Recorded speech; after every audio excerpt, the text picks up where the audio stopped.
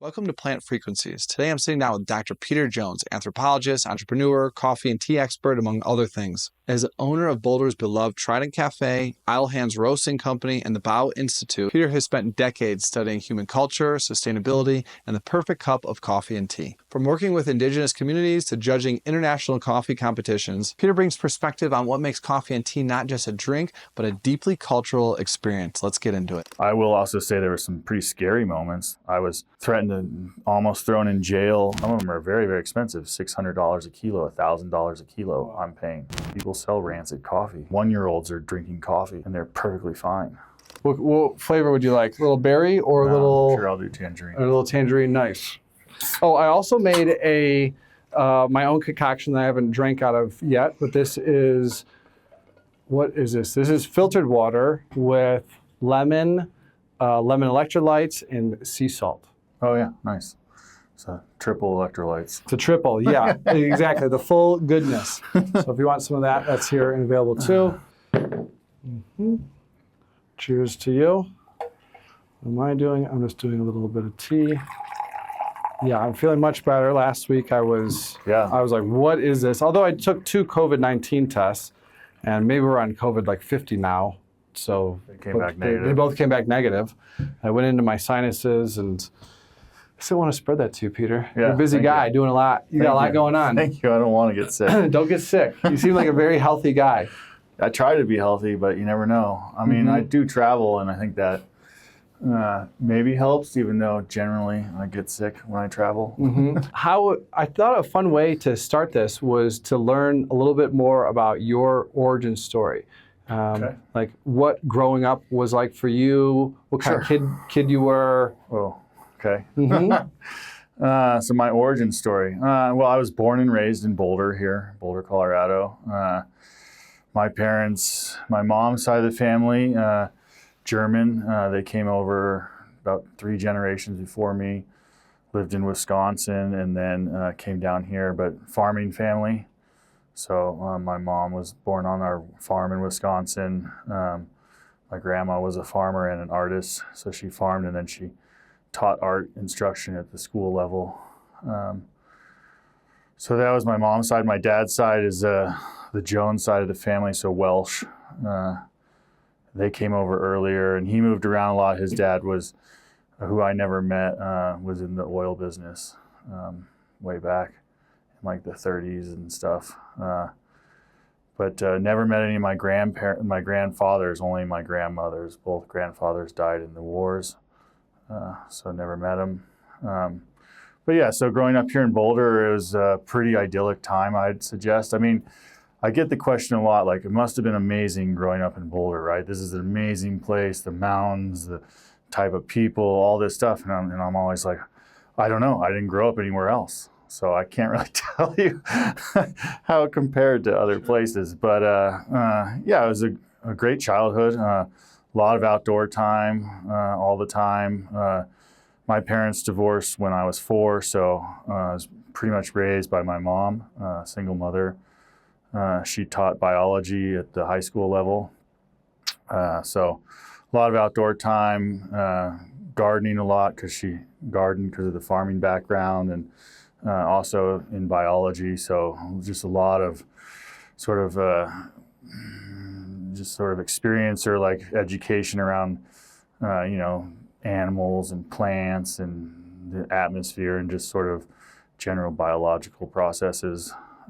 So that was it. I probably was somewhat of a typical kid, I'd say. A little rebellious. Did skateboarding. That kind of fed into that rebelliousness. But then, I always have and still do have a strong drive for things that I set my sights to. So early on, I really got into not really skateboarding, but then snowboarding, which was somewhat of a newer sport at the time. And so I really pushed for that and did everything in my own ability to achieve certain goals. So I worked to become a professional snowboarder. I would take the RTD bus up to Eldora by myself on my own initiative every weekend, and then slowly worked my way up sponsorships and Eventually got fully sponsored and had a house up in Summit County. Didn't really attend high school as a result because I was a pro at that point. So I had like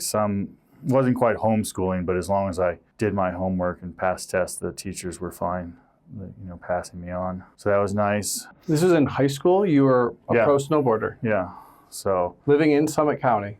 Well, wherever they'd get us a house every winter. So the schedule was after the winter finished, there'd be like 3 weeks off, and then I'd drive out with my friends, or somehow we'd get out to Mount Hood, Oregon, and we'd train in Mount Hood, Oregon for about a month and a half. So all of June and most of July, and then the snow gets bad there. And we would just be camping in the national forest because, we were pro, but at the time, it's not like it is today. There wasn't the money in it that there is today. I was 7th in the nation for half pipe, so I was an alternative for the Nagano Olympics. And the Nagano Olympics was the first Olympics that snowboarding was in. So this is, way back when there wasn't a whole lot of money in it still. So, but yeah, they'd get us a house, so we'd train at Mount Hood, then we'd drive down the coast and surf in California and Baja until basically September, and then we'd come back here, hang out and do schooling, and then starting November we'd start living up in Summit County or Leadville, depending on where we got a house, and like 10 people would be crashing there. So one guy was like living in a closet, one guy was living in a unfinished basement. It was not super glamorous, but at the time it was awesome. Yeah, and loved it. That was sort of my background up through high school. Kept snowboarding a little bit at the start of college, but I really have a strong drive for things, but I also really hate competition. Like, I want everyone to win or everyone to achieve their goals. So eventually I just got tired of the competition side of snowboarding, and it kind of killed the sport for me. You got tired of the competition side of snowboarding, and that killed it for you. Yeah, so then I really switched gears and really started to focus on my schooling, like at college. So I went to the University of Colorado. The reason I went there is because I didn't have a car, and when I first started, I was still pro snowboarder, so I needed to be able to get to the mountains and access, and so my whole network was here in Colorado. Otherwise, I had looked at like places like Lewis and Clark in Oregon. It's kind of a liberal, like outdoor oriented undergrad. It's not quite as liberal as like Evergreen in Washington, but along the same vibes. Places like that. But anyways, I ended up at University of Colorado and just really focused on my schooling at that time, and just dove straight through, did my undergrad and went straight into grad school. Eventually, after 7 years, I got a PhD. So from undergrad all the way through my PhD, I did it in 7.5 years, just like 100% in. Is that normal? Is that faster than normal, or what's the normal speed? Four plus. Yeah, something like that. Mm-hmm. Or more, maybe 10 years is the average. Just depends. And it was in anthropology? Undergrad was anthropology, religious studies, Spanish, and then master's in anthropology, and then I switched and did a PhD in psychology. And how were you choosing those? What was your inspiration for any of that? Good questions. So along with like my various careers in sports and outdoors and athleticism, I've always been really interested in other ways of living, other ways of thinking, other ways of being. So like I never studied Western history.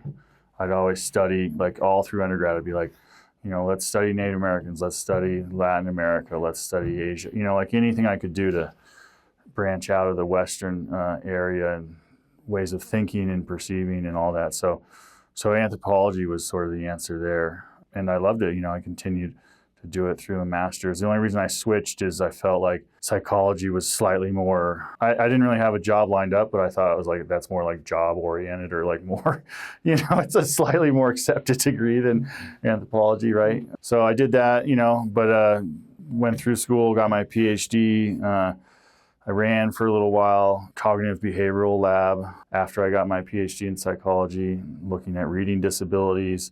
What I said is we torture twins on the weekends, because that's how you get a genetic component, right? Is you need twins, and one twin has to show a reading deficiency. And so you run the both of them through tests, and then you figure out what's going on. But really it was like 8 hours of tests. So in my mind, it was like I was tortured. They must have been tortured. Not physical, just like, it's like 8 hours in a little tiny little room, just like, battery of tests for these kids. Did you discover anything interesting? Well, the data is, no, I only did it for 2 years and I just wasn't my gig at all. That kind of science was not my gig. And I had done, during my graduate career, a lot of anthropological work in a sense, especially during my master's with Native American tribes. And that really resonated. I found that really positive. Like, I felt like I was doing good work in the world, contributing to something beneficial. So I continued that. I started that up again, consulting. And I created and ran a consulting firm for a number of years, working with Indigenous tribes all over the world, basically defending their rights or their lands against mostly oil and gas, mining developments, some military developments, sacred site documentation, hunting and fishing rights, all those sort of things. And was your first kind of connection into the Native Americans through your college studies, or was there something that from growing up? No, there might have been stuff, but nothing that I can point a finger at. Mm-hmm. Yeah, it was mostly. You don't have any the Native American like family members, or there's nothing in that kind of. Yeah, I do supposedly have a little Choctaw blood in me from my family via when they were in Oklahoma, but that's not really at the time. When that happened, it was never it's frowned upon, right, at the time. So it was never disclosed or talked about in my family. So it's there, but it's not, and there's no connection at all anymore. And why do you think the Native American culture just resonated so strongly with you early on? Probably because it was, like I said, it was a different way of thinking about the world, being in the world. I've never enjoyed capitalism. And even when I was a kid, I've never valued money. I've always valued experiences, or I've also really valued a deep sense of place, understanding something. I never moved around when I was a little kid. Maybe that's part of it, but so I have a very, very strong connection to like Colorado and the Front Range. And most Westerners don't seem to have that, from my experience. The West doesn't really value that. They value physical abstract goods like, money or houses, and you have to go chase those, right? And I don't really care about those things. I never have. I don't know why I've never have, but so I, resonated with a lot of the things that Native Americans or just indigenous cultures, sort of put value on. I just wanted to jump in here and give a quick shout out to the sponsor of today's podcast, B Micro, the easiest way to sneak vegetables into any meal. Due to soil depletion, GMOs, and monocropping, Americans are not getting enough nutrients. So in 2018, I founded B Micro, the first freeze-dried microgreens company in the U.S. to help Americans get more concentrated natural nutrients into their diet. Microgreens are a phase in the plant's life when they're 14 days old and naturally the most concentrated in vitamins, minerals, nutrients, all the good things that we need. Our microgreens are grown here in the U.S. in soil in a greenhouse. They're certified USDA organic and regenerative organic. We grow, wash, and freeze dry them to extend their 1 week shelf life to over 1 year, allowing us to ship anywhere in the U.S. without the worry of spoilage. We have 2 flavors, broccoli, backed by over 2,000 studies on sulforaphane and its powerful detox benefits, and a blend of red cabbage, radish, and broccoli, the most potent detox formula we've tested, offering you the most bang for your buck. Easily sneak these microgreens in any meal. Eggs, smoothies, pizza, pasta, even your kids' mac and cheese, you can't even taste it. Use code STEVE15 to save at bmicro.farm. And how would you describe where they hold their value? Well, I don't know. They would have to define it because I'm not sure. But just from your perspective, because you've spent a lot of time. Well, I think they value relationships. They value community. They value process. They value growth. What would be the word? Like reciprocity or like a win-win. Reciprocity, but also going and coming, like returning to the same places, sort of a circular way of being, more than like a linear path. Yeah, and from my experience, like a deep prayer and connection to the land, the spirits of the land, the plants, the animals. Right. Mm-hmm. Yeah, I would agree, but I think all that's developed because of those, those are part of the results of their way of being, not just constantly in a linear fashion going one direction and not striving for external things or validity and valuations and stuff. What would you say your connection into Indigenous is today? Do you have any practices? Do you have any kind of ties into any of that? I still keep in touch with a lot of the people I worked with in the past, a lot of the Indigenous tribal members, still interact with them. As of today, you know, my two sort of careers right now, you could say I'm kind of like a tea buyer and a coffee buyer, right, today. And both of those are, some we buy from Indigenous people. And then the other stuff we buy from multi-generational families that you may or may not be Indigenous, right? That's a hard word to define. Some places don't even recognize it. So like in China, there are no Indigenous people, right? They're ethnic minorities of different sorts. How long they've been there is up for argument. But, you know, the farmers that I buy from there have been in those same regions for hundreds of years, you know, generations back. It's the same family. And same in the coffee world, you know, a lot of them. Some are true Indigenous, like Nasa West in Colombia, we buy coffee from. And then some, you could say, have been there and they're tied to their piece of land for the last like 5 generations. Not Indigenous in the way we define it in the West, but Indigenous in how they define it in their area. So how did you make this transition from starting this institute that was protecting Indigenous rights to now you're, as I see you, like an expert in coffee to the point where you're judging competitions all around the world and tea? How did that come about? Well, you know, lots of reasons.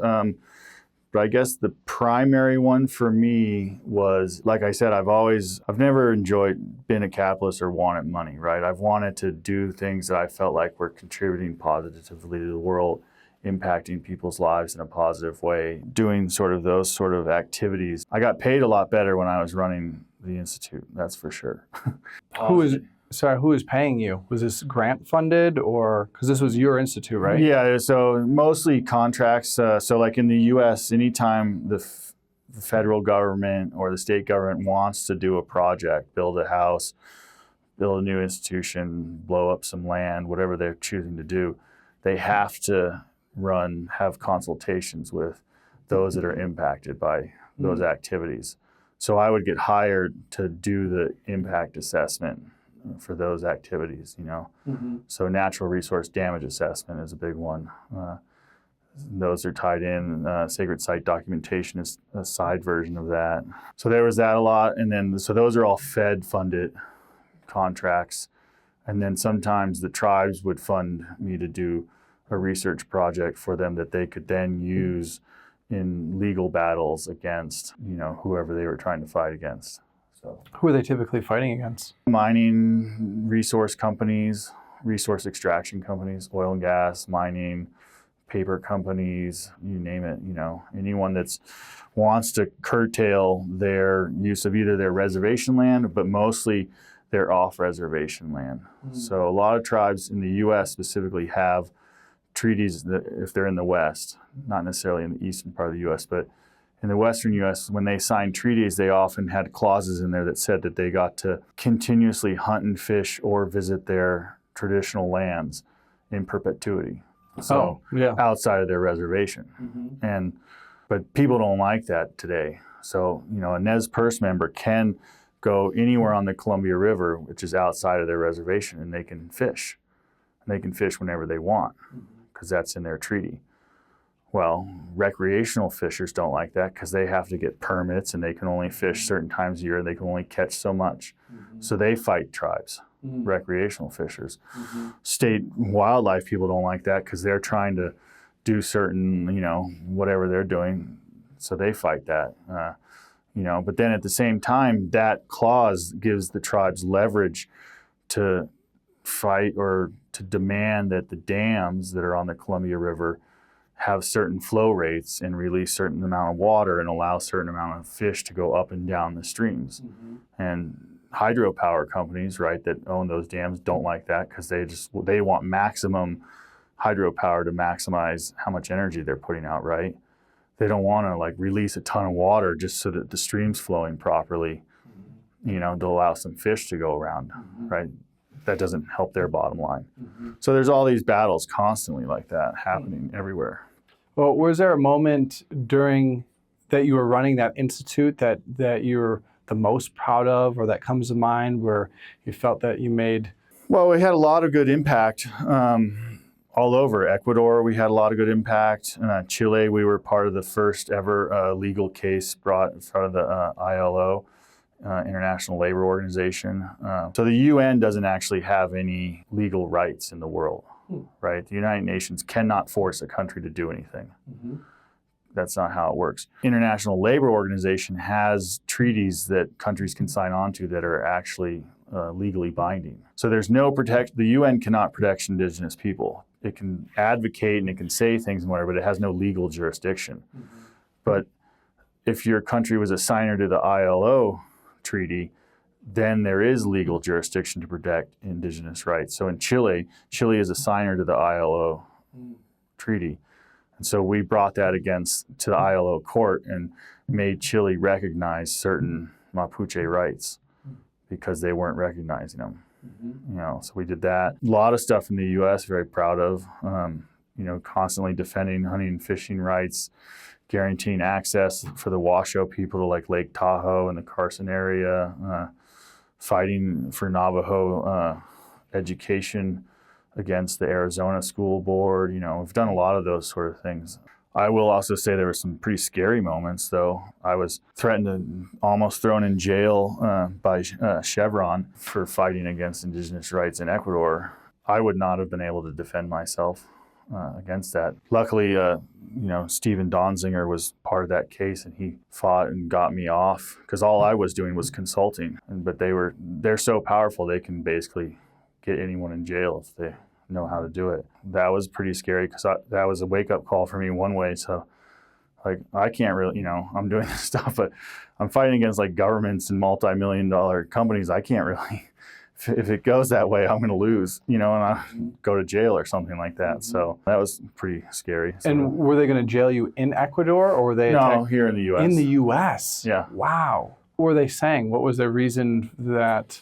It's all legalese, so I don't quite understand it. But somehow I was asked to consult and to verify another third party's report proving that they had spilled oil in Ecuador and they didn't clean it up, which they were legally supposed to do. And so I went through and I said, yes, this is a valid report. Science meets the standards. I signed off on it.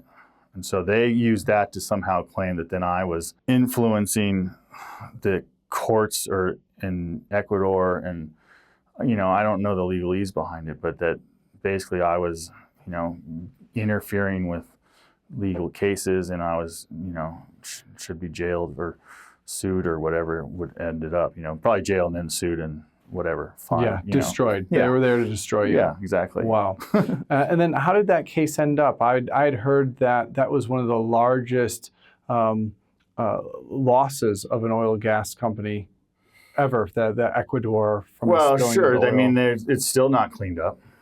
Monetarily, that they ended up. Yeah, the indigenous people won theoretically. They haven't gotten paid yet. It hasn't been cleaned up. Oh wow! Yeah. Stephen Donziger has been on house arrest in New York for the last couple of years. So somehow they've gotten the justice system to agree to put the other lawyer on house arrest, which does how is that even possible? Yeah. Well, they're that big of a company. Yeah, exactly. Wow. So. And what was it that they were being accused of? Is dumping like byproduct into the rivers? No, not cleaning up. So you're basically in the jungle. The jungle's rich with oil. You drill, spills everywhere, and you don't clean it up. Okay. And then they just left. So because it wasn't economically viable at the time to actually extract it, because there's a difference between drilling and finding it and then actually extracting it and getting it to somewhere where you can process it, right? Oh, so they were just drilling, making a mess, not actually extracting. They were just kind of testing. Yeah, and getting and seeing if it's how much is there, if it's viable, all these things, and working out logistics. And it's just so now there's pits all over the jungle that are still just sort of seeping oil. And that goes into the groundwater in the river system. People consume that, and then what happens to those people? they die, they get cancers, all the fish have problems, everything, the whole supply chain, food chain for them is impacted. So, so it's pretty bad. Wild. Well, anything else that stands out from your time at that institute? Is that institute something that you still do work around today, or is that? Not really. I mean, no. So the other component of that is, as I was saying, doing all that work was great, but at the same time, it wasn't, for me, it's very depressing. I had one of my best friends. She just got a master's in history last year at the University of Chicago, and her thesis was on indigenous water rights in Colorado. And it's like basically, it's like the American Holocaust, going through that with her. And it's like so depressing, where she's just like, it's hard for her to, be a part of something like that again. She's like, I need time away from this. This is unbelievably horrific. Right. So there was multiple factors that sort of lined up that just said, great work, but I don't think I can keep going right now. And so I had the opportunity. At the time, I had, during some of my early undergrad, I studied at this place called Trident Booksellers and Cafe, a cafe here in Boulder. Big fan. Shout out Trident. Yeah. And then I had the opportunity to sort of be a manager of the bookstore during part of my grad school. When I was sort of deciding this is like really depressing, hard, I don't know if I can keep going work, I had the opportunity, they needed someone to come in and take over the whole business. And I said, sure, why not? The bookstore and the cafe? Yeah. And the reason I said why not is because I remember when I was working there that one reason I like the Trident and other cafes or businesses like it is that it's open to everyone. A houseless person can be in there, a multimillionaire can be in there, college student, all these people, Silicon Valley or, startup type person, whatever. And you don't know who they are. You can kind of guess maybe to be based on dress, but not really. We're all pretty casual in Boulder, right? So giving them a cup of coffee, saying, hello, how are you? Putting a smile on their face you don't know that impact, but it can have a huge impact. You don't know if all of a sudden now that multimillionaire is like a little happier, they're going to make a decision in the meeting that morning that's going to impact thousands of lives or whatever, right? So going there and doing that really, I remember that and I was like, well, I can continue to have positive impact in the world, do good in the world, it's still kind of not super capitalistic of a business, very reasonably priced and a very high quality product. Right. Everything that you guys offer is, it seems you're sourcing it and you're very passionate about it. Right. So those all lined up with my values. So I had that opportunity. So I said yes. And so I decided to sort of switch careers and go down that route. I had no idea I was going to be a coffee, buyer and a roaster and a judge. I had no idea I was going to, create all these relationships with tea farmers around the world and do direct importing and all that stuff. That all happened afterwards as part of my drive to make the Trident excel and have the best quality products, directly from the farmers, making sure they get paid equitably, all these things. Mm-hmm. So that was all down that road. So you took on the running of Trident, and from that you became passionate about the products and the services that Trident was offering. Yeah, because once you're, at least me, once I'm sort of leading something, the general manager, and now I'm an owner, right? Once I'm leading something, I want it to have the same values and impacts that I would do in anything else. So I want it to, have the best quality products. I wanted it to have really good hospitality. I did not want it to have the snootiness or the prices, though, of like those types of businesses that you often see. I wanted to stay community oriented, but to be able to serve very high quality products. And I wanted the direct relationships with our suppliers, because I didn't, you can buy from Pepsi, right, or Coke, and Coke makes so many products you don't even know it, right? It's like, so I don't want any of those products. I want to find who's the local guy making kombucha, who's that I can directly, have a relationship with, and we can work together and make sure that they're, succeeding, and so are we. How do I connect and make farmers? We have we have so many teas. We import teas. We have probably like 200 teas, direct. No one else has that, and that's just from my drive over the last 10 years of just being like, how do I make connections? Who are these farmers? Are they doing good on their soil, or are they just actually like a third party selling me market tea from China without actually a real farm? There's all these layers you have to get through. But that's so once I sort of took over and became GM of Trident and then an owner, like that was my drive, shifted to that, best quality products, great hospitality, great place for everyone, that sort of thing. And how are you forging these relationships? And then how are you really testing the efficacy or the quality? What was that experience like for you? It's hard. I mean, they're very different. Tea and coffee are very different, even though they're very similar. Maybe start with just tea. Yeah, with tea, it was a lot of exploring the larger space, learning who's out there and the players, and then connecting with people in the origin countries, networking through that. So a lot of it's just me being up at 5 a.m, right, trying to talk to people in China or Taiwan or India. And Japan. Those are the 4 places most of our tea comes from, and figuring out, okay, India is totally structured different than China. China's structured different than Japan. Japan's structured, they're all unique, right? In the way they do business, or and in how they're run. Like in India, it's very rare to have single family farms because of the colonial legacy. So there's still estates, but now those estates are no longer colonial estates. They're now owned by Indians in India, and they're run. Some of them are small, and so they're like multifamily estates. Some of them are bigger, and there's different structures, and you have to dig into it because there's certain rules that on the bigger estates, whoever owns it has to take care of all the laborers. They have to supply them housing, they have to supply them schooling, they have to supply them all these, things, right? Well, are they doing that?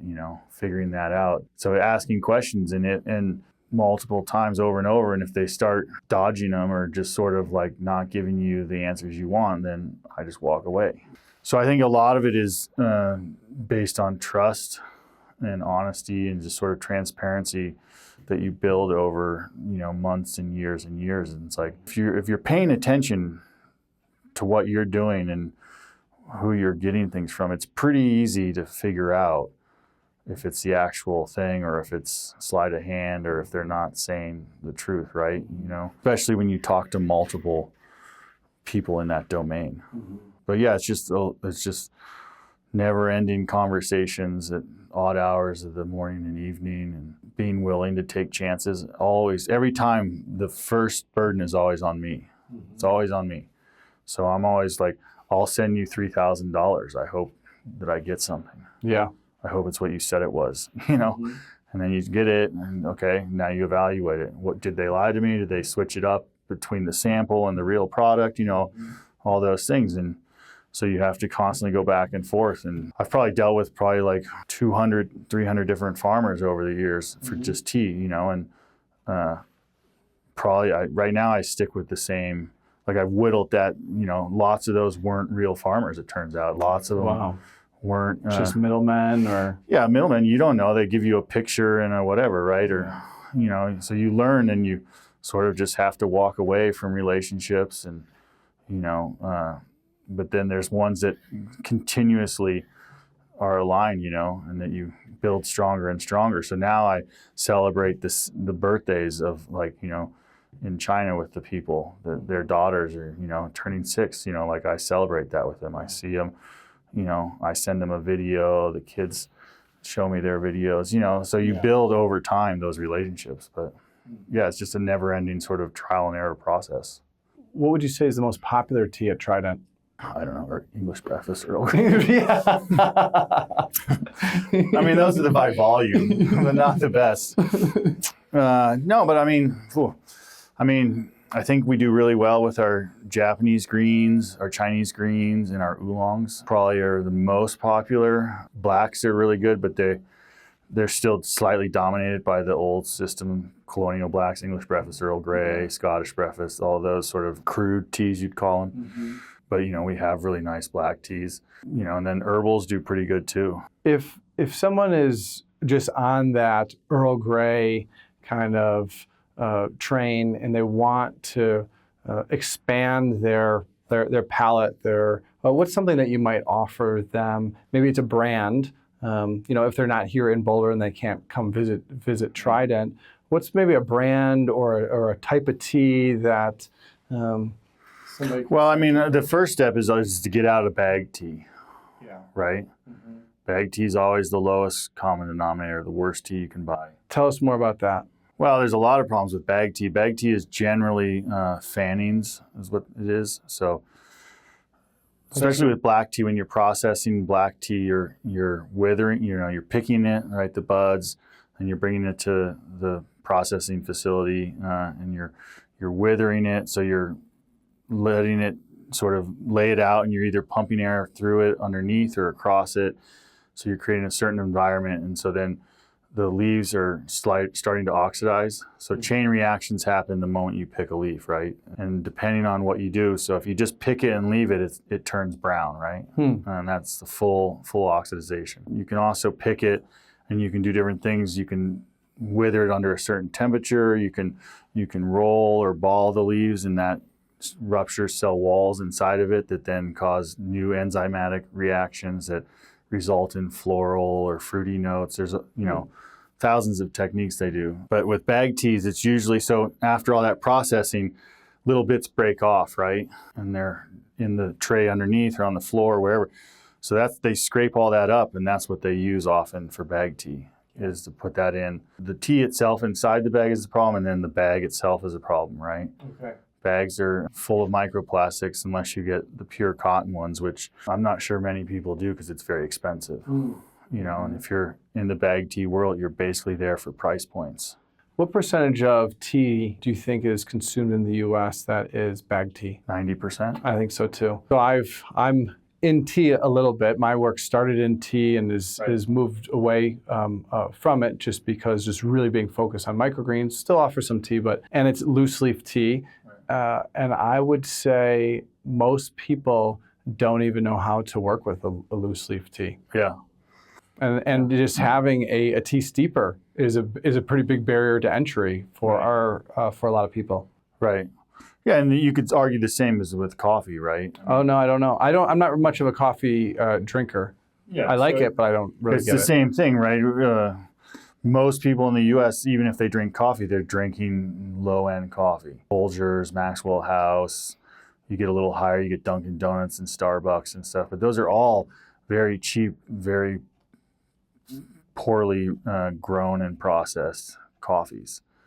And they're cheap, and you just learn them because, that's how it was done after, basically World War II, and every American was brought up with, Mr. Coffee and a pot of Folgers on the counter, right? So if you give someone a high-end whole bean coffee right now, like a Sidra varietal or a Pink Bourbon or a Geisha or whatever, they're not going to know, how do I grind it, how do I brew it, all the same things. The same with tea. You give them a beautiful Japanese Gyokuro, what do I do with this? Just burn it in boiling water? I hope not. But so there's a huge process of education that needs to happen, that is happening, but it's a long ways off. Maybe with some equipment that people can start with tea. So okay, they're hearing this, I'm going to get out of, I want to try getting out of tea bags. What are some just pieces of equipment that might support? Well, the easiest all you need is some sort of filter. So you can buy a teapot with a metal strainer filter in it. Those are pretty common. They're about $20 on the market. $30 maybe, now. And that works fine. So then you get loose leaf tea. You can put it in the strainer and then put water in it and brew a pot of tea. I would actually recommend the other way around, is put the tea in the pot and then pour it through the strainer as you serve it into your cup, because those tea strainers are usually little cylinders, right? And the tea leaves are in there, and they don't really get to expand and really open up when the water hits them. So you're not getting a good extraction, and you're not getting all the flavor out of it. So if you put the loose tea just in the pot by itself, it can expand all at once, and then you just pour that through the filter so you don't get any of the tea leaves in your cup. That's the better way to do it. Either way, that's the easy $30 starting point, One thing that I tell customers is with the loose leaf tea, maybe it's a little bit more work, maybe it's a little bit more expensive, and you get a greater value because you can typically re-steep the leaves multiple times as well. And that seems to be a kind of a mind-blowing thing. I mean, if you do the math for people don't really do the math, right? But if you do the math, you only need about like 3 to 5 grams, let's say, for a pot of tea that you can brew twice, right? Well, so say you're paying $20 an ounce. Oh my God, that seems a ton for 1 ounce. Well, 1 ounce is what, 28 grams, right? So do the math. So you're getting, 5 grams, you're getting like, 5 pots times 2. So you're getting 10 pots for that $20. So it's not that much really. It's $2, that's, or even less, depending on how you do it. So it's not as expensive as you think it is. Yeah. Agreed. What are your thoughts on organic, like regenerative organic tea versus traditional tea? First, define or talk about the size of the farm. Because, so who I buy tea from for Trident, who we import from, it's all single families. Only in India is it estates. So it's one, it's one family. They hire their grandmas and their grandma's friends for the picking. Then like their brother does the processing and stuff. But so these are small farms that can be handled by like, 10 to 20 people over the course of the season or something. And so they're already organic. They're not certified organic. They're not certified regenerative, but they are, because it's been in their family and that's how they make their living and they have to do it that way. And also, the cost of most chemicals gets too prohibitive. It's too expensive for them to spend the money. To put the herbicides and the pesticides and the fertilizers and Yeah, it would just drive up their costs, right? Yeah. And it wouldn't, they'd get slightly better crop yield, but it wouldn't really do anything, because they're already intermixed. Most of them are intermixed in some sort of mixed shade type of like environment. It's not like where it's just like leveled ground and then they just planted thousands of tea bushes, right? Got it. It's not like what we see as for our cornfields and our cotton fields in the Midwest. Right. It's different. So when it's small family farms and stuff, they are organic, but they're not certified, and those sort of ideas don't really matter. Now, if you're talking about, in Kenya, where like Lipton has like mega farms, that's where a lot of black tea comes out of Kenya these days, or Thailand and Laos and Southeast Asia is where they're growing a lot of the cheaper teas now. Those are just, they plowed the land flat, planted hundreds of bushes. So there they need chemicals to fight off any of the pests, maximize the growth yield, because it's all pennies, right, on their books. They're doing the numbers, right? Yeah, and so this is monocropping. It's not natural. They're kind of like fighting the land versus working with it, like that these single families are doing. Right. So there they need it. And so then I would argue, organic certification makes a difference. Regenerative certification, bird friendly, makes a difference. That's when these are big companies selling to big companies. So there's a Starbucks, Dunkin' Donuts, Lipton, whatever the other companies out there. So buying from the single family, you're getting a higher quality. You're not getting all the herbicides, pesticides, fertilizers. It's been done in a really clean way where this land has been owned by that family for maybe generations. So there wasn't something weird that ever happened to the soil, or it's in a clean way. What do you think about, say, a Lipton tea? Or what I would say about a Lipton tea that's not organic, it could be something closer to life shortening than life extending. And tea is original medicine. Right. And when you have anything in a clean way, your body knows how to do that, versus, I'm going to ingest something that has, these chemicals on it, and now my body has to try and filter that out. And what does that do to the... Sure, yeah. I mean, that's a great way to look at it, is life shortening instead of life lengthening. Life shortening, not just for you, but life shortening for every component along the way. If you think about the supply chain, right? So that giant chunk of land that's monocrop now is shortened in life, right? The way those tea plants are planted and sprayed and grown and all that, they have to be replanted basically every 10 years, right? Because as you age, you lose productivity. You lose like how many leaves you put out, right? So the harvest yield goes down. So you're going to constantly be burning. So those plants have a shorter lifespan. The way that it's shipped and processed and transported is in all this plastic across the ocean, all these things. So that's life shortening for the earth in a sense, right? And then when you're drinking it, the leaves are bad, but also whether it's in a bag with microplastics or whether you're drinking in like an iced tea that comes in a plastic bottle, right? You're getting microplastics. So that's life shortening for you. And then what you do with that plastic bottle is also. So there's multiple components across that I would argue fit into that paradigm. What type of tea would you say you drink the most of? I'm a seasonal guy, so drink based on when the harvests are happening and then also based on the season weather patterns. Right now, we have our first harvest from Darjeeling. It was picked on February 8th, got here on February, 17th, almost 10 days later. From where? Darjeeling, India. That's the first one of the whole season. And they actually had to petition the government to be able to pick early because the government sets a date and they're like, well, our leaves are already flushing. We need to pick. Okay, yeah. Because of climate change. And so the government gave them special permission. So that whole lot is a custom lot that we get only, no one else gets in the whole world. And we have it, we've worked with them specifically for certain qualities so that it brews really well, both as Kung Fu, which is like a traditional lidded bowl technique in China, but also Western style. So that one is one I'm drinking a lot now because it's fresh and new, right? But like on a cold, cloudy day like today, I would probably drink more like a roasted oolong or a pu'er, and then as soon as like it gets above like 70 degrees, I'm only going to want to drink floral oolongs or green teas. I don't want a dark tea. So I kind of shift based on the season and also kind of the climatic seasonal weather patterns. Would you talk to us about the tea plant and how many different teas can come from the one plant? So all tea, if it's technically called tea, should be coming from Camellia sinensis, right? And there's 2 subvarieties that are well known. Scientifically, it's a question whether there's like 5 or 6 other subvarieties, but basically everything is Camellia sinensis var sinensis or Camellia sinensis var assamica.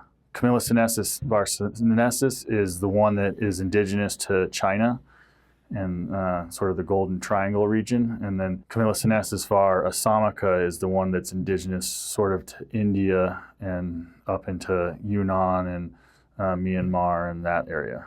So those are the 2 main, those have spread all over the world. And out of those 2 main varieties, there's now probably 1,000 subvarietals, and then there's probably another 1,000 ways to process each one of those into a different tea. So there's an endless variety of teas that can be produced from all those 2 mother plants or mother species in a sense. How would you describe kind of, if you were to personify that plant, like who is that plant? What is the essence of that plant? I believe in terroir. Some people don't. I do, which is sort of the unique combination of the plant, the soil, the climatic, microclimate that's air, the environment, everything that comes together to, at the end result, produce the tea, let's say. Terroir. Terroir. Yeah, it comes out of the French for wine. Even though, like I have the same plants, like I can get you, or I have, we have Tea Guan Yin, which is Camellia sinensis sinensis, Tea Guan Yin, right? That's the varietal of it. It was sort of indigenous and cultivated in Anxi area of Fujian. And from there it spread. So it now is in Taiwan. So I have the same Tea Guan Yin in Taiwan, and I have Tea Guan Yin from Anxi. It's a place of origin. And they're both very different. So even though it's the same varietal and genetically it's probably 99% the same, because of the soil and the humidity and the inner shade and all those things make it different. So I don't know if there's a essence of a plant in that sense for me. You do celebrate those terroirs, and they become very famous because of that essence that's sort of developed and grown over the hundreds or thousands of years that plant has been cultivated and used there. So, the teas from the Wuishan Nature Preserve, which are raku logs, those are very, very unique, and it's because of the environment that they're grown in and how they're processed. And they have a certain quality that, to me, is warming and sort of heat-inducing and slightly, you could say slightly spiky in terms of its like energetic frequency in a sense. And but those are the teas that I'm also only drinking in the winter and when it's cold. That doesn't resonate with me if I'm sweating and hot in the summer already. Mm-hmm. So then I would drink a cooling tea, which is more like a Japanese green tea. It's very cooling and doesn't have the spiky energiness of it. And you can claim that's due to like the theanine in the tea, sort of mitigating some of the caffeine, or you can claim, well, that's because it's also where it was grown and how it was processed and everything. Speaking to the medicinal side of tea, what type of medicinal benefits are you aware of from some of these teas, or maybe you've experienced or heard through your connections to these, multi-generational single origin farms? Like, well, how are these teas helping people besides just being a tasty drink? Again, for me, that's a complex question, because how we define health or healthiness or whatever in the West is very different than how other people define it, or how the farmers define it, right? We want to look at like its chemical analysis and say, it's got all these like antioxidant properties or all these things. All these vitamins and minerals. Whatever, yeah. And the farmers are like, we don't know any of that. This tea seems healthy, and especially when it's aged, it takes on qualities that we deem are healthy, whether it's based on traditional Chinese medicine or more like folklore medicine, right? I don't know. I mean, I definitely feel benefits in myself internally when I drink tea, and I can definitely tell just wasn't treated well in its lifespan. We often just say, oh, that's cheap tea. And you're like, well, why is it cheap? I didn't pay a lot. Well, but why didn't you pay a lot? Well, because it's lacking these qualities that to me resonate as healthy. So I'm just, so I'm calling it cheap, right? And so the most expensive teas often from my farmers, some of them are very, very expensive, $600 a kilo, $1,000 a kilo I'm paying. You taste it, and especially here in the West, we're just not very refined with our taste buds. Sure. You taste those with a mediocre one and then a dirt cheap one, and you can tell the dirt cheap one, but you can't. It's very hard to tell the mediocre one, purely based on flavor notes, right? So unless you're in tune with your body, and unless you're in tune with what they're sort of relating to you, why it's so expensive, then you don't pick that up.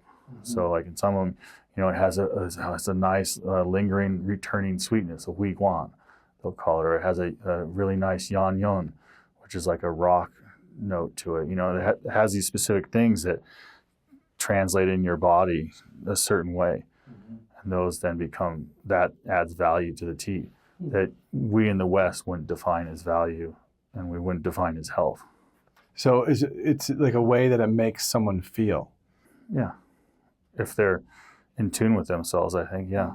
I wonder tell us about a tea that's maybe moved you the most, that you have felt its strength, power. Well, the easiest one, and a lot of people, I think that's why when you get way into tea, a lot of people really resonate with pu'er, is especially sheng pu'er, I think, more than shou pu'er. Pu'er is one that really can move you in that way. And that's a fermented black tea? It's not a black tea, it's fermented tea. That's its own category. Oh, okay. Yeah. Black tea is just heavily oxidized tea. Okay. It's not fermented. It's just fermented tea. Okay. Yeah, and it's fermented. We say fermented, but that's sort of the right word, but not necessarily the right word. The way we're making shou pu'er today is pile fermentation. So yes, it's fermented, but that's not how pu'er was originally made. That's not how sheng pu'er is made. And that's not how traditional show pu'er is made, because those are aged. And in the aging process, you have to have the right levels of airflow and humidity, because what's really going on is you're having microbes that are living on the tea leaves, causing enzymatic change. And so certain enzymes are getting converted. So EBGG, what is it? EGCG, ethyl galatate, something, whatever, EGCG, right? Very famous polyphenol. It's in tea. It's getting converted over time to gallic acid, EG. And that's happening through this aging microbial enzymatic reaction. Is that peak out at a certain age typically, or is it the longer it ages, the more valuable? Yeah, it does peak out. Yeah, I mean, there's people that want tea because it's just like 70 years old. There has been a lot of science done in China because, they've had a long relationship with tea, where they've looked at this conversion process, looked at how the polyphenols are changing in the leaf over time and stuff. And yes, they sort of peak at a certain time. No one can say exactly when, because every leaf is different, every aging process is different, all the microbes are different and stuff. So yeah, it happens roughly in the 15 to 30 year period. Oh, okay, 15, 30. Oh, wow. Yeah. Is there any other tea besides pu'er that people are fermenting that are really just getting better with time like that? Fermenting, again, is not necessarily the right word, but yeah, Lu Bao is another tea that is done in a similar way, just comes not from Yunnan. So if it's in Yunnan, it's called pu'er. They do make it in Laos and Thailand and the border regions. Okay. But whether you're allowed to call it pu'er or not there's all these debates. Lu Bao is a similar thing. Pu'er is made from Camellia sinensis assamica, or one of the other subvarieties that science is sort of wavering on, Calenensis, and there's Calenensis, and there's like a third one. Lu Bao is made from sinensis, so the smaller leaf varietal. And they're doing the same thing. They're aging it. They don't age it. It's mostly pile ferment it in that way. They're not doing the sheng version. They're just doing the show version. But then there's also aging teas. So we also, Trident, we have environmental systems set up to age sheng pu'er properly, because you have to have certain environmental things, because you need to constantly reintroduce the microbes. I feel like you've shown me maybe a refrigerator that's like full of, like, do you call them like cakes? Yeah, tongs, they're cakes. So the bing chas, and there's 7 in a one, that makes a tong, and then it's full of tongs. Okay. So those are in there. Those are all temperature and humidity controlled. Yeah, so we have many of those. And they have to be that way so that the microbes are happy and living. You don't get too much humidity, so you don't get mold or any negative reactions. You also have to reintroduce new air all the time to keep it going, because the microbes are not technically, when it first starts, they're not on the leaf. They're in the air. Okay. And then they land on the leaf, and then that starts the process. So, because when you make pu'er, you do when you shape it into either the cakes, the bing chas, or the tu chas, which are the mushroom-looking ones and stuff. You steam it, and then you press it into that, right? And in that steaming process, you basically neutralize the leaf, right? Because it kills any of the microbes in that high temperature. So you have to reintroduce them with airflow. But aging pu'ers, so we also age, oolongs, we also age oolongs, and we also age certain black teas, because they do get better over time.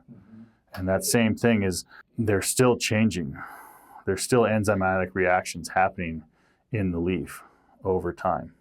And does that supports with the health benefits and the flavor, or what is getting better over time? Yeah, both. Again, flavor for sure, and then again, depending on how you're defining health. So you are converting certain polyphenols to another polyphenol. That's more bioavailable or more powerful, or just more of that polyphenol. Okay. And they've done studies that polyphenol is beneficial to your health. Got it. Right? But that's as far as we can go in that sense. Okay. So yeah, theobromine is great for you. And that's found in black tea, Now, whether the green polyphenol that was in there before it became black tea is also really good for you. You know, so it's like, and then you have to define what you mean by health, because I can take a capsule full of stuff every morning and claim that's healthy for me, but I don't really. Yeah, you might not feel it. I don't feel it. It doesn't resonate. And I think in terms of health, placebo's there and all this, but the biggest health benefits are the ones that you can feel and resonate, right? Like stress is your number one killer, right? And that's purely a felt thing, right? There's no chemical of little stress molecules going around you, right? It's purely a body awareness, stress, mental issue. So it's the same with like water. Like I can drink water and I can be like, dang, that's good water. It's resonating with me. And so I'm getting a mental, biological connection where I think that's where health comes from. I think so too. And it's also, instead of just taking like a green tea capsule that you're not tasting, that you're not smelling, that there's with the taste and the smell component to consuming it. How do you think that supports that overall? Yeah, well, it's again, it's the mind body, So if you're just taking something in your body with no awareness of it, sure, it might be a little healthful, but when you trigger the mind body and that cyclical relationship and strengthen that, so when you smell something and all of a sudden the aroma and you're like, that's a great aroma, and you taste great, I'm going to believe it's great. So now you're getting the benefits of that thing plus the benefits of the placebo that you've just infused in you by saying this smells and tastes great. So you've doubled its health in a sense because you've invoked the mind body, not just the body. In many cultures, and will pray before a meal or anything, and then that's so another now you've got multiplier. the spiritual mind body. Yeah. Is there a prayer that you're aware of? Any of these cultures are doing, maybe just like a simple prayer before taking in the tea? Depends. I mean, there's all sorts of rituals around farming. They have all these, different holidays, ceremonies that they do before they pick the tea, and then they often will sing little folk songs that do invoke some sort of spiritual aspect while they're picking the tea. Then they also have, processing in that. They invoke other things. The environments they're done in are shaped a certain way and have symbols infused into the layout and the architecture. But, they're also human and practical. And so sometimes they're just like, I'm serving tea to a client that might want to buy some. And I'm not, we're not all sitting down and every time doing it, right? So I think it varies. But I think there's a lot of continual reverence towards the plant, multi-generational throughout the year, right? So I think that sort of stuff is accumulative more than singular. A single prayer is not going to do much, right? It's just, versus if you consistently practice if you live that way, right? Living through those actions versus a single and building a relationship with the plant as well. How is the U.S. doing with growing tea? Yeah, we grow tea. I think it's getting better. I mean, I know one of the guys that's farming it in Mississippi. I buy ginseng from Wisconsin. I think it's there and it's starting. I think it has a long, long ways to go. If you're talking about tea, Camellia sinensis. Okay. If you're talking about that, not herbal, but Camellia sinensis tea. It's here. We're growing it. It tastes okay. But I think it has a long, long ways to go if we're going to get to what we were just talking about with how certain families that have been doing it for generations, in Asia and their reverence towards it. I think what's happening here is more of a capitalistic approach to it. Sure. Here's a commodity product. We're growing it. We're spraying it or maybe not spraying it. But, and we're in it for the business and the money and maybe because we like tea. It's not on the same level as these small, like you get here even in East Boulder, small regenerative organic farms where the people are passionate about the farm and the product and, like in that way of life and everything. Yeah. It's more sort of like small business oriented towards making money. When you spent time with the Native American, Indigenous, what were they doing for tea? Most of them don't drink Camellia sinensis tea. They do a lot of herbal teas. It's their traditional medicine that they've been using forever. So the mountain tea, they call it, or they have different names, and a lot of it's just like OSHA. They use a lot of, couscous, which is not Middle Eastern couscous, but a different product that grows in the Northwest. Hibiscus or mountain berries, or they do a lot of sort of berry and leaf and root tea. Yeah, and they do that all the time, and almost all of the families that I know go and harvest it themselves from the same places that they were shown by their parents and their grandparents. And consume it fresh. Or no, they'll fresh. Well, they'll consume it. It's generally one harvest a year, so you consume it fresh, and then as it dries, you're consuming it throughout the whole year for various ways, right? Okay. It's not quite like hunting, whereas maybe you hunt a buffalo and that's good for like 3 months, right? And then you got to hunt another one. It's sort of like, because here we have winter and it's pretty hard winter, unless you're in the South where you can kind of grow all year round, right? You can only have one growing season. My understanding of how they do tea is they rarely, if ever, do just one plant or one ingredient. It's typically a blend of several plants. Probably, not always, but yeah. The tea I'm the most experienced of that they do, an herbal blend, is a piñon, like a pine, like a juniper or a cedar, and a sage. Yeah. And I've sat in Navajo medicine ceremonies, and they'll gather that tea fresh, we'll chop it up, we'll put it over some coals in a big pot, and then in one of their woven baskets, they'll typically bathe the person that they're doctoring, and they'll have that person also drink it. Yeah, I guess I would define that as slightly different, because that's like ceremonial medicinal tea, right? For that use. And then they have the tea that they have in their kitchen. Yeah, but they're just sipping tea and socializing tea. Or they're making, once a week, or when someone's sick or something like that, right?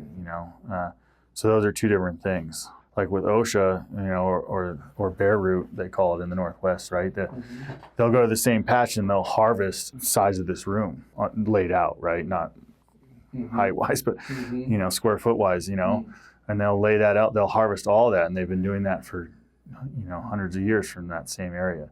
And so then they'll just chew on it fresh like that out of the ground, and then they'll maybe brew some up next week. But then 6 months later, they still have it, and they're using that as tea in the house for people. Do you ever find yourself wild foraging any herbs for? Yeah, I used to do a lot of that, fair amount. Now I only pretty much do OSHA. Is the only one I wild forage, because I have lots of friends that are herbalists, and so I let them do that. But yeah, I used to do echinacea, yarrow, all sorts of stuff, dandelion even. Take us into the transition into coffee. Took over and became general manager of Trident. We had a decent coffee program, and we were pretty well known for our tea at the time. This is like 12, 15 years ago. The Trident was managed and owned by Buddhists, forever. It still sort of is, but because of that, they had a strong affinity towards tea. And so previous GM, Mike, did pretty good at sourcing tea, but he only did it he would just buy it from US-based third-party vendors, right? So when I first came in, that was my goal, is to get that supply chain directly to the farmers. And I worked on that for a number of years, and that got it to where it is today. And then I always had to drive, I also want to improve our coffee offerings. And so I sought out roasters that I felt like had better sourcing, ethical sourcing, were paying farmers proper wages, we're bringing in more exciting, higher end coffees. Hit a sort of a stopping point because of the economics of it. And then during COVID, when that happened, we actually had an opportunity to take over and buy a roasting company. We bought this roasting company, and so then that sent me on the journey of coffee, doing what I had done with tea, now doing it with coffee. And when did that journey start? 2025? 21. Oh, okay. And what do you call that roasting company today? Idle Hands Roasting Company. Would you tell us about that?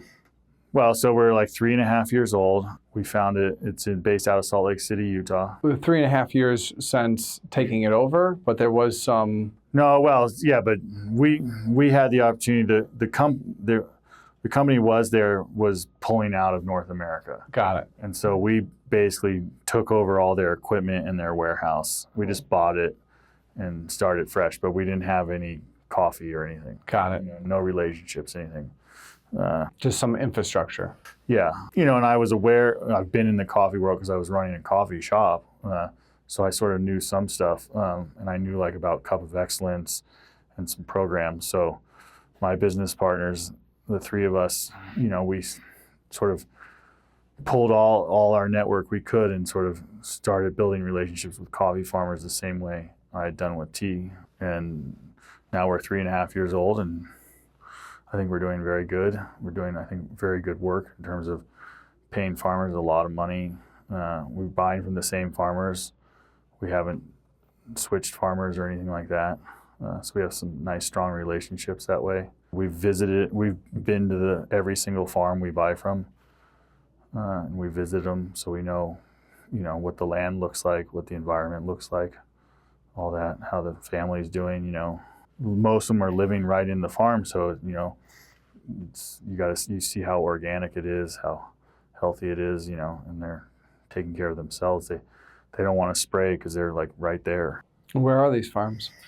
All over. El Salvador, Guatemala, Nicaragua, Panama, Colombia, Peru, Ethiopia, Tanzania, Brazil. So does that kind of seems close to the equator? Yeah, coffee and tea have roughly the same belt around the world where the climate works. Tea can be a little more in a colder, environment, a little more north or south. Coffee has to be in a certain zone, both height-wise and longitude, latitude-wise. Through this new company, is that what inspired you to start judging? Yeah, well, that had started a little bit beforehand. So Cup of Excellence is a nonprofit organization. It's the only one in the world, and their mission statement is to basically raise farmer livelihoods as well as raising cup quality. Mm-hmm. And the way they do that is through they work with origin countries, and they hold a competition auction every year after the harvest, where any farmer can submit their lot. There's no cost to the farmers, and it's brought in, and then it's judged by national cuppers, they're called, so by their peers, farmers. And then once it goes through that, then international judges come in, which I'm one now, and we judge it, and then they're ranked, and then it goes to auction. And the auction, these prices are very high prices because these are the best coffees of that year from that country. And so the whole thing, and then all that money from that auction goes to the farmer. Mm-hmm. And so what happens is that, say you're just a regular small farmer, you got 5 hectares, not much, right? Just you, your wife, and a couple kids. If you submit and your coffee's good, if you win, and by winning you get to the auction, not first place, but you just get to the auction. All of a sudden, that coffee then is going to sell for more money than it's ever sold before. And all of a sudden, you're going to get all that money. And so it's going to dramatically improve your life. Wow. And what happens is also then everyone else around you sees what happened. And they're like, how'd you get your coffee so good? How'd your coffee, place and win? And so it drives all so that, it's usually based on processing practices. How clean was your patio when you were drying it? How clean was the water when you washed it? All these sort of things like that. And so all the farmers start asking, how'd you get there? What'd you do? And so then they start copying it. So then that village, all of a sudden, every cup, all the coffees coming out of that village start to get better and better and better and better. And it's the only program in the world that does that. And so I sought that out before I started the roasting company. I wanted to work with a roaster that was supporting that kind of program and bringing those coffees in.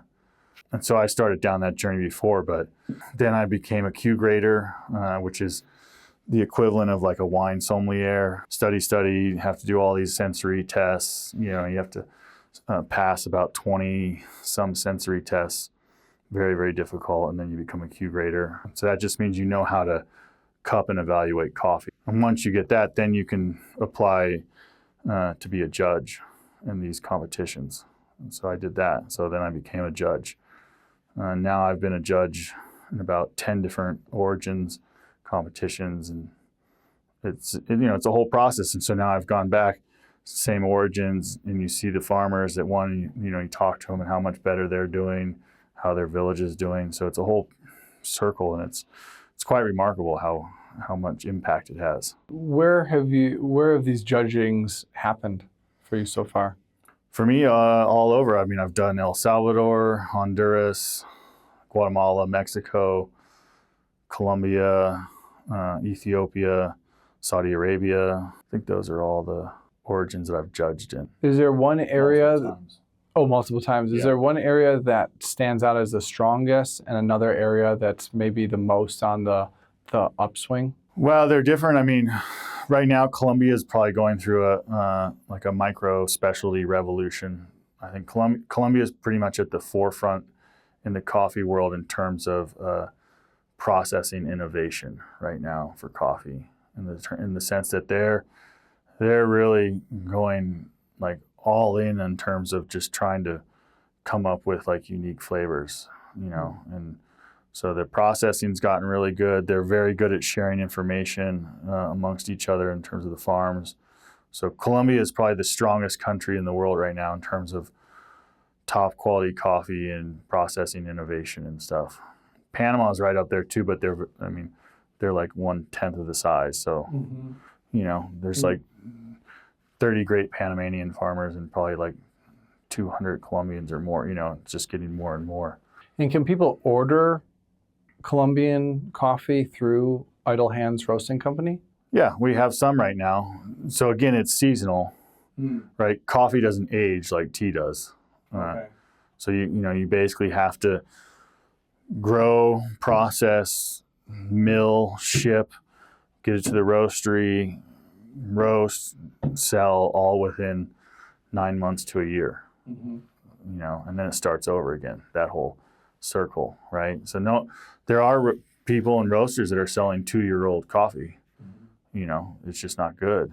Coffee ages and it just starts to fade downhill. But at the same time, when it goes downhill, it gets cheaper. Sure.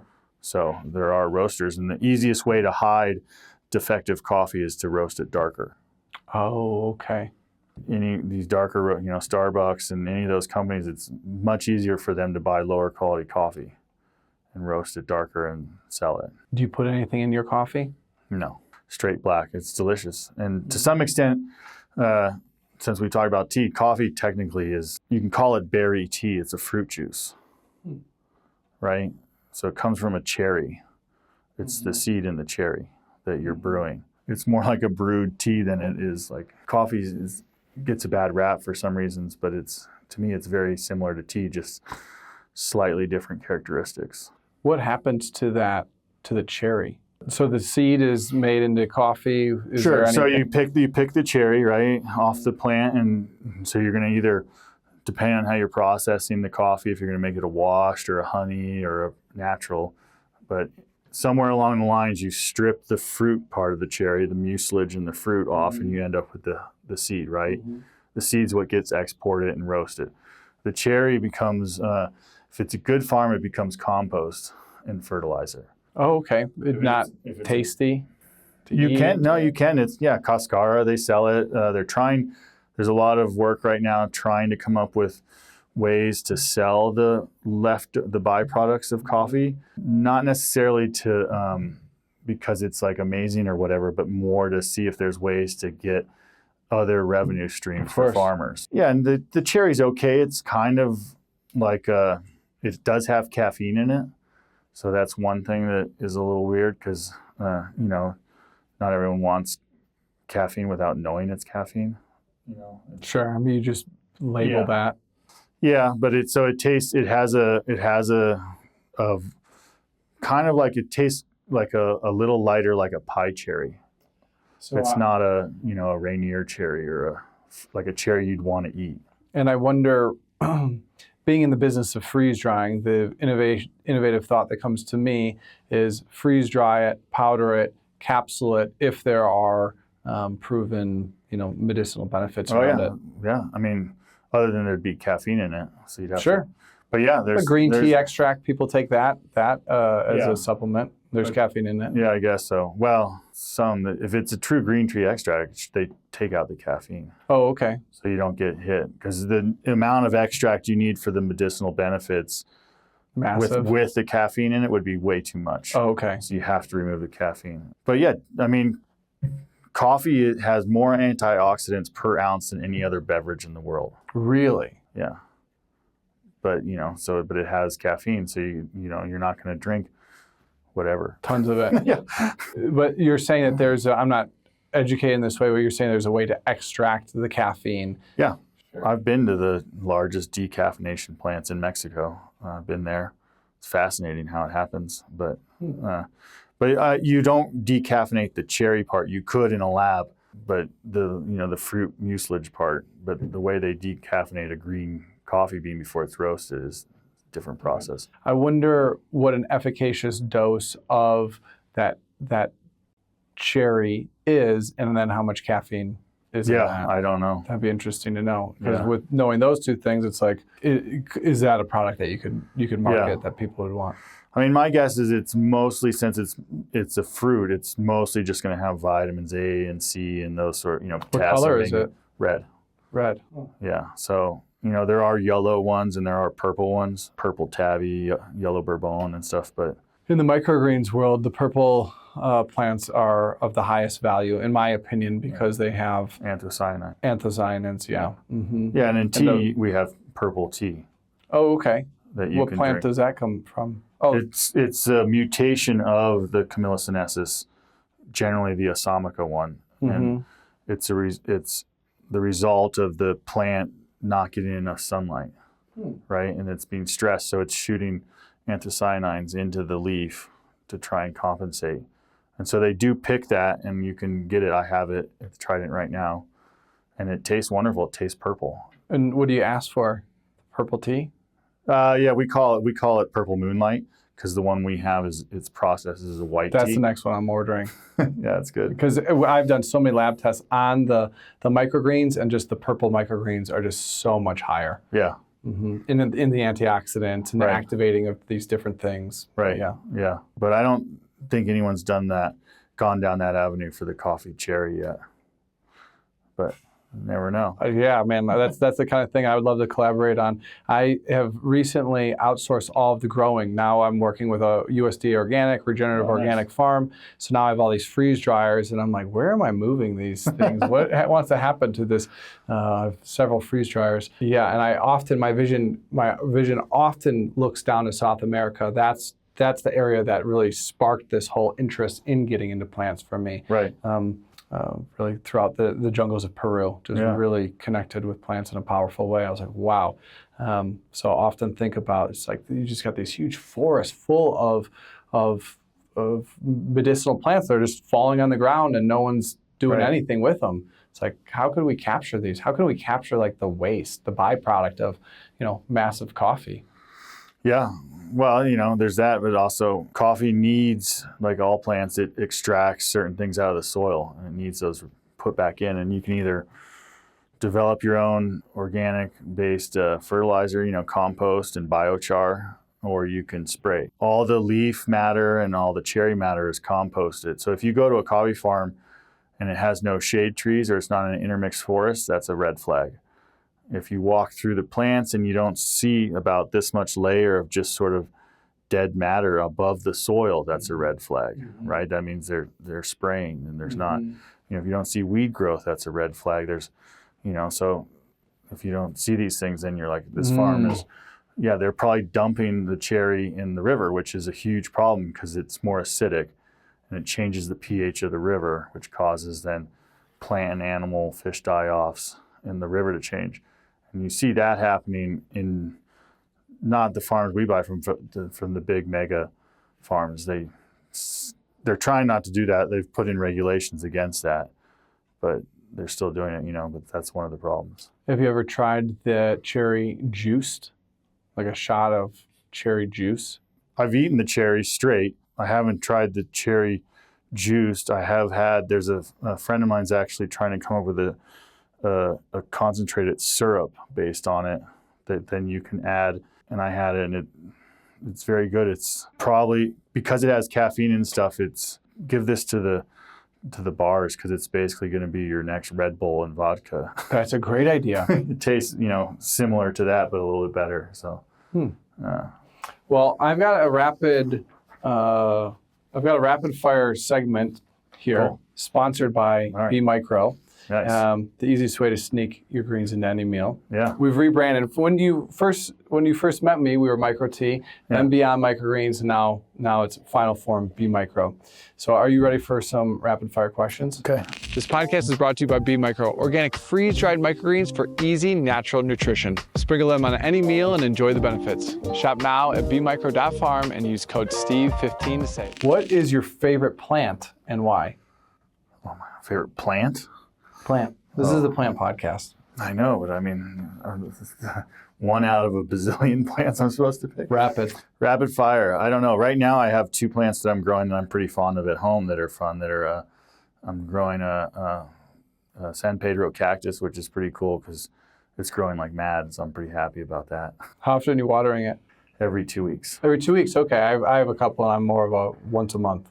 Yeah, I do. It gets cooked right now. So it's in its high growth season, because the way the sun hits my room, in the winter it gets massive direct, and in the summer it's going to get, so right now it's growing like 1.5 inches a month. Oh, wow. I think it'll calm down here. Where'd you get it?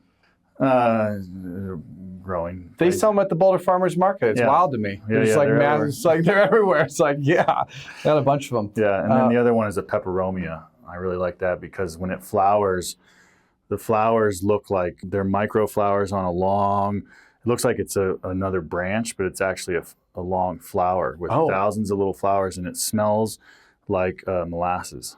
And where does that originate from? It's a tropical understory plant. Cool. Yeah. Nice find. Where'd you find that? Friend gave it to me. Love that. Love friends that gift plants. That's a cool friend. Is there a plant that you don't like? Sure, I don't. I mean, I'm sure they're good for the environment and everything, but when you go to desert tropical environments, the thorny bush plants, I really tough. For me, it's poison ivy. Sure. What's a plant you recommend or gift the most? I gift them. I generally gift cactuses the most because I feel like anything else is a borderline. Are they going to water it enough? It's going to, cactuses are pretty easy. So I figure, here's one. Don't kill it. This is your best chance. I gift orchids. Oh, nice. People could usually kind of make that happen. Yeah. If you could put one message about plants on a billboard, what would it be? Maybe it's about your tea, maybe it's about your coffee, maybe it's a... Oh, if I was going to put it on a billboard, it'd be some sort of environmental thing, like, you need me, We're all in this together. Yeah.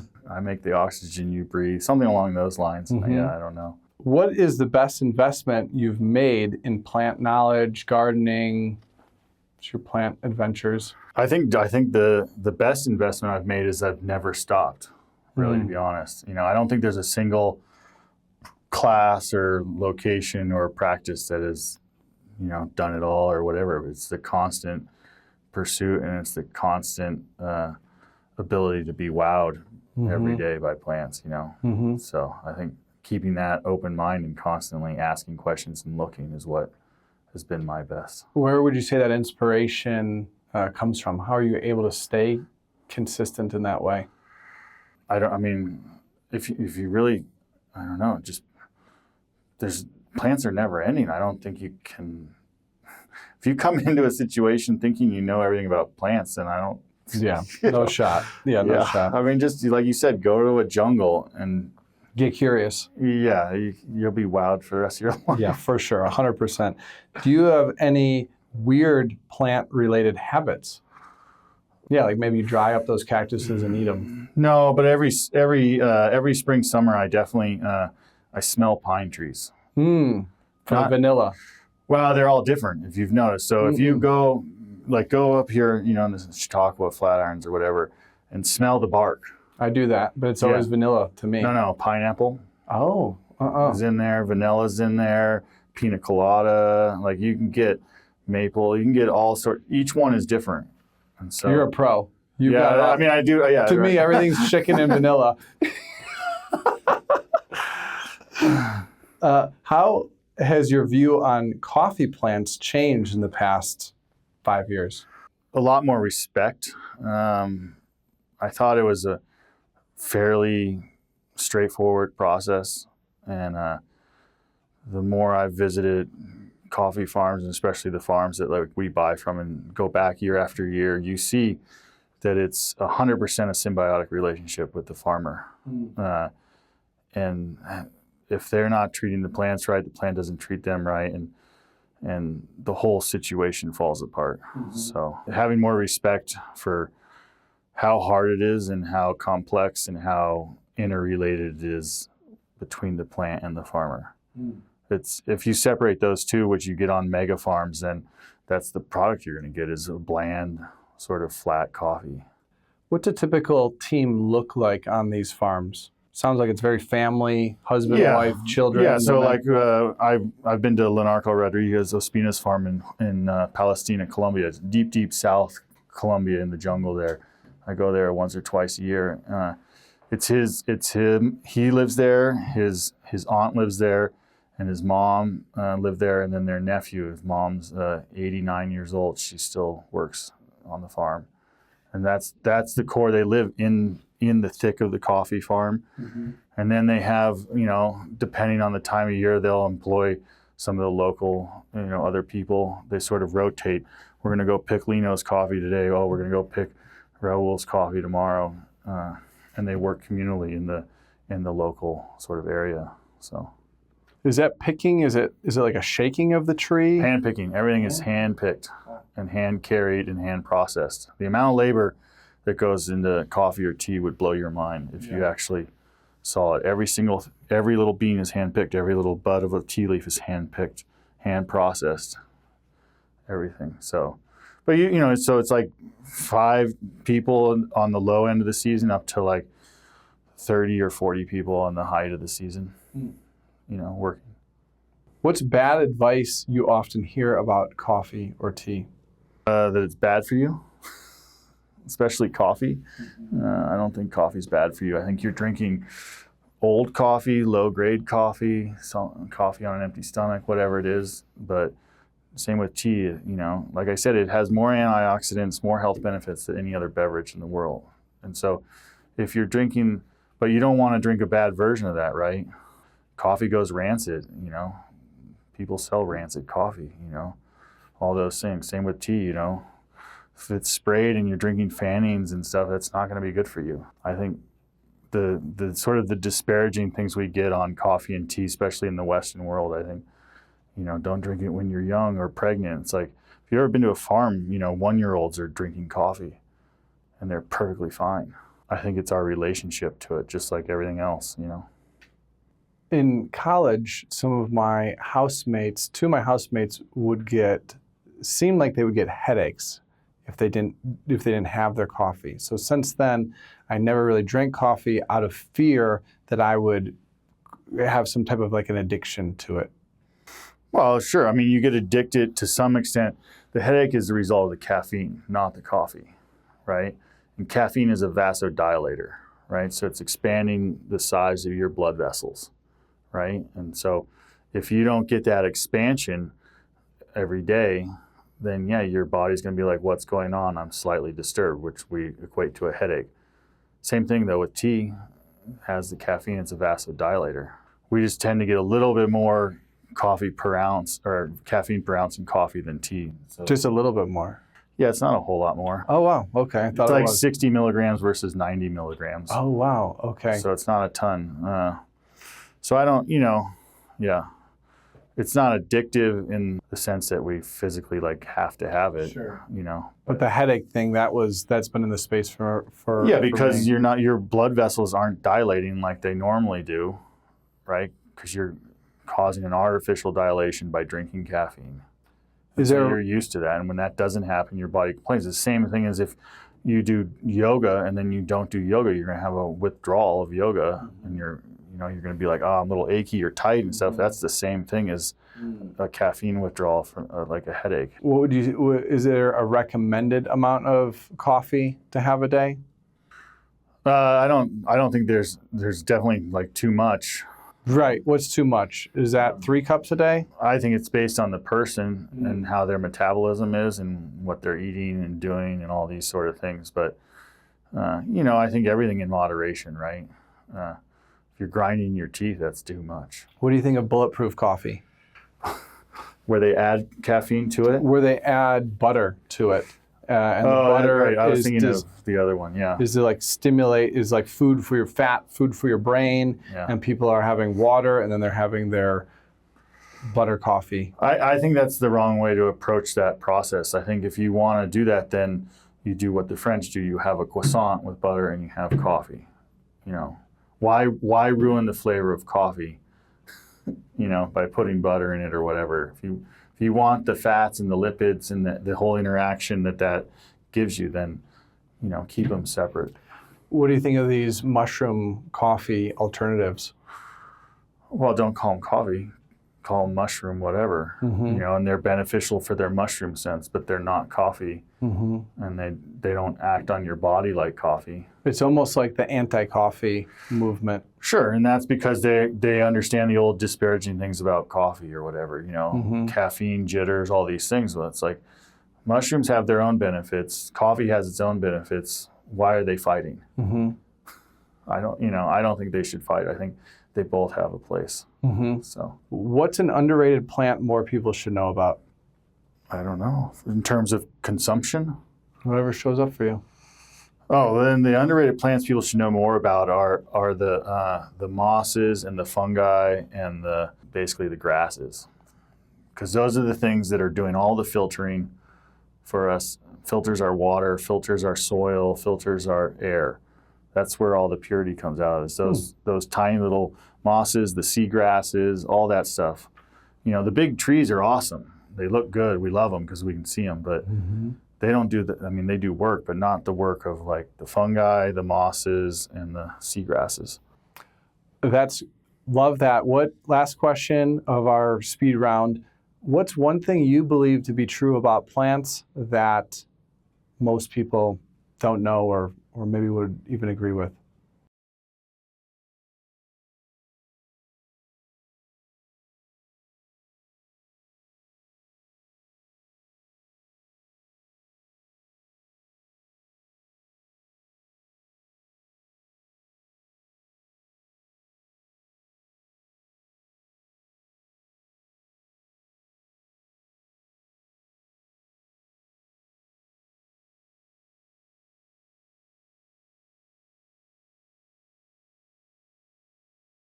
Ooh, love that. Well, congratulations. You've won yourself a freeze-dried tin of we call it Booster Blend. It's got the red cabbage. It's mostly the red cabbage because our lab tests show that that's the king of the microgreens. Broccoli, and then a few different types of radishes. Wow, thank you. You're welcome. Very cool. What are your opinions on microgreens? I love microgreens. I don't get enough of microgreens. You know, and it's probably my fault because, like I said at the beginning, I'm not a big capitalist, so I don't care about money. So then I can't afford a lot of things I should afford. Oh, funny. But microgreens are awesome. I think, you know, I grew up in Boulder, so I'm well aware of those. You know, I was having wheatgrass shots when I was like 12 years old, right? You know, and I was sprouted whatever when I was growing up, you know, in my kitchen. I'm very well aware of it, and I think everyone should be having some sort of microgreens on some level. Definitely the red cabbage.